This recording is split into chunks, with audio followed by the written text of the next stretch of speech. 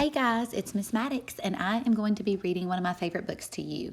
It is called You Are Special by Max Lucado. And if you do not like listening to people read to you and you like to read to yourself, feel free to put me on mute or to pause it and read it to yourself and continue the story and the pictures, okay? I hope you guys enjoy it as much as I do.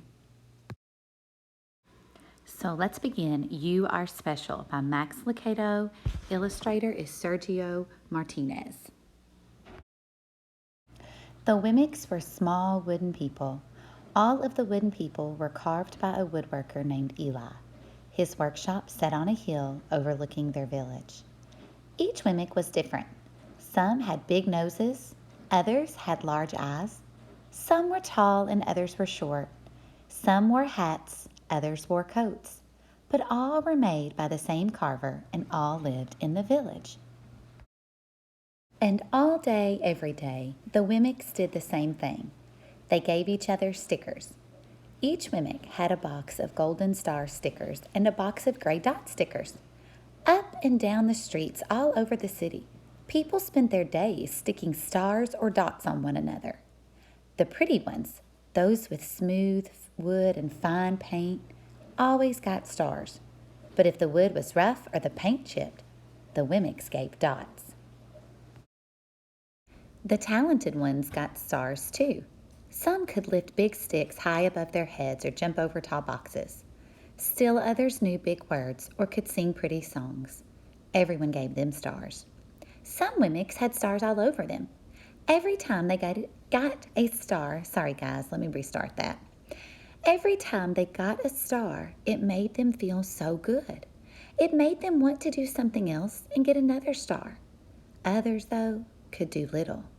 They got dots. Punchinello was one of these. He tried to jump high like the others, but he always fell. And when he fell, the others would gather around and give him dots. Sometimes when he fell, his wood got scratched, so the people would give him more dots. Then he would try to explain why he fell. He would say something silly, and the Wemmicks would give him more dots. After a while, he had so many dots that he didn't want to go outside. He was afraid he would do something dumb, such as forget his hat or step in the water, and then people would give him another dot. In fact, he had so many gray dots that some people would come up and give him one for no reason at all. He deserves lots of dots, the wooden people would agree with one another. He's not a good wooden person. After a while, Punchinello believed them. I'm not a good Wemmick, he would say. The few times he went outside, he hung around other Wemmicks who had a lot of dots. He felt better around them.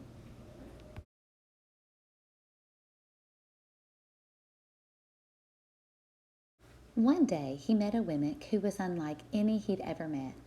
She had no dots or stars. She was just wooden. Her name was Lucia. It wasn't that people didn't try to give her stickers. It's just that the stickers didn't stick. Some of the Wemmicks admired Lucia for having no dots, so they would run up and give her a star, but it would fall off. Others would look down on her for having no stars, so they would give her a dot, but it wouldn't stay either.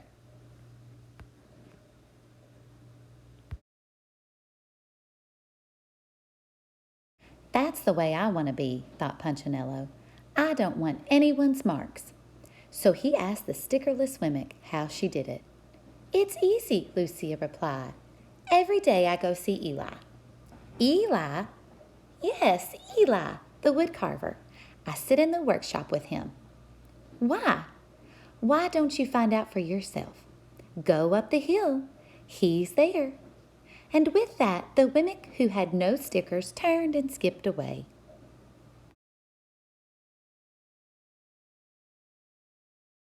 But will he want to see me? Punchinello cried out. Lucia didn't hear, so Punchinello went home. He sat near a window and watched the wooden people as they scurried around, giving each other stars and dots. It's not right, he muttered to himself, and he decided to go see Eli.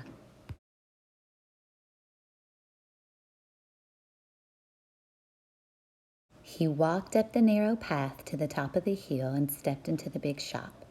His wooden eyes widened at the size of everything. The stool was as tall as he was. He had to stretch on his tiptoes to see the top of the workbench. A hammer was as long as his arm.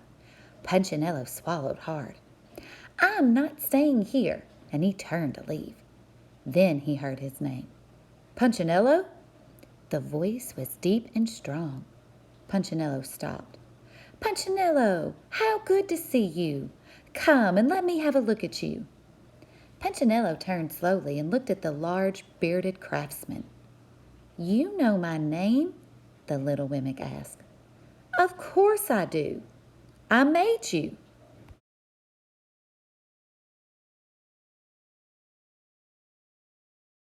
Eli stooped down and picked him up and set him on the bench.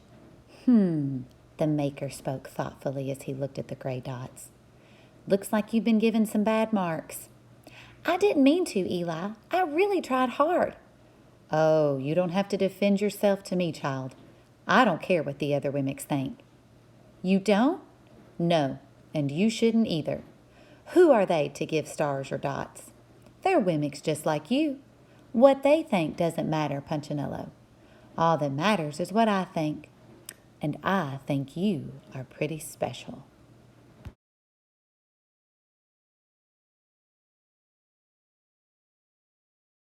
Punchinello laughed. "Me special? Why? I can't walk fast. I can't jump. My paint is peeling. Why do I matter to you?" Eli looked at Punchinello, put his hands on those small wooden shoulders, and spoke very slowly. "Because you're mine. That's why you matter to me." Punchinello had never had anyone look at him like this, much less his maker. He didn't know what to say.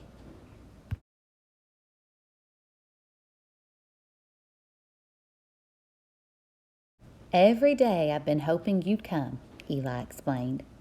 "I came because I met someone who had no marks," said Punchinello. "I know, she told me about you." "Why don't the stickers stay on her?" The maker spoke softly. "Because she has decided that what I think is more important than what they think. The stickers only stick if you let them." "What?" "The stickers only stick if they matter to you.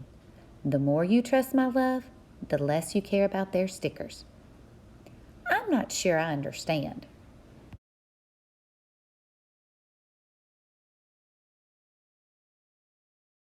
Eli smiled. "You will, but it will take time. You've got a lot of marks.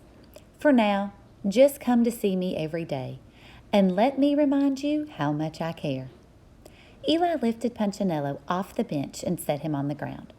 "Remember," Eli said as the mimic walked out the door, "you are special because I made you, and I don't make mistakes."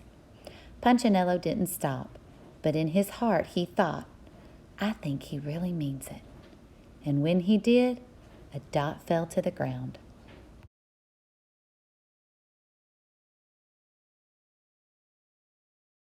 The end.